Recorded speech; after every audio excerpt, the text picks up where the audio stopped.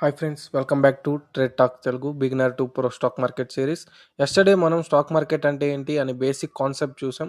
Today మనం తెలుసుకుందాం stock market history గురించి. ఈ సిస్టమ్ ఎలా స్టార్ట్ అయింది, ఇండియాలో స్టాక్ మార్కెట్ ఎలా డెవలప్ అయింది అనేది చూద్దాం.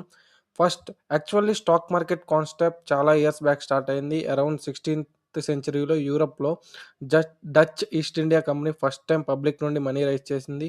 పీపుల్ కంపెనీ షేర్స్ కొన్నారు అండ్ కంపెనీ ప్రాఫిట్స్లో పార్ట్ పొందారు. ఇదే మోడర్న్ స్టాక్ మార్కెట్‌కి స్టార్టింగ్ పాయింట్. తర్వాత గ్రాడ్యువల్‌గా లండన్, న్యూయార్క్ లాంటి సిటీస్‌లో స్టాక్ ఎక్స్‌చేంజెస్ ఎస్టాబ్లిష్ అయ్యాయి. అసలు ఇండియాలో స్టాక్ మార్కెట్ హిస్టరీ కూడా చాలా ఇంట్రెస్టింగ్‌గా స్టార్ట్ అయింది. 1875లో బాంబే స్టాక్ ఎక్స్‌చేంజ్ ఎస్టాబ్లిష్ అయింది. ఇది ఏషియాలో ఓల్డెస్ట్ స్టాక్ ఎక్స్‌చేంజ్. అప్పట్లో ముంబైలో కొంతమంది ట్రేడర్స్ బనియన్ ట్రీ కింద మీట్ అయ్యి షేర్స్ ట్రేడ్ చేసేవారు. లేటర్ ఆ ట్రేడ్స్ గ్రూప్ అఫీషియల్‌గా ఎక్స్‌చేంజ్ స్టార్ట్ చేశారు. 1990స్‌లో ఇండియన్ స్టాక్ మార్కెట్‌లో హ్యూజ్ చేంజ్ వచ్చింది. 1992లో సెబీ ఎస్టాబ్లిష్ అయింది. సెబీ అంటే securities and exchange board of India. SEBI main role ఏంటంటే స్టాక్ మార్కెట్‌లో ఇన్వెస్టర్స్‌ని ప్రొటెక్ట్ చేయడం. తర్వాత NSE national stock exchange launch అయింది. ఎన్ఎస్ఈ టెక్నాలజీ వల్ల స్టాక్ ట్రేడింగ్ ఫుల్లీ ఎలక్ట్రానిక్ సిస్టమ్‌లో స్టార్ట్ అయింది.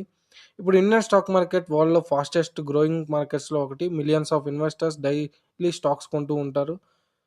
యాప్స్ అండ్ ఇంటర్నెట్స్ వల్ల స్టాక్ మార్కెట్ అందరికీ యాక్సెసిబుల్ అయ్యింది. నెక్స్ట్ వీడియోలో మనం చూద్దాం స్టాక్ మార్కెట్ ఎలా వర్క్ అవుతుంది. So follow our beginner to pro series on trade talks Telugu.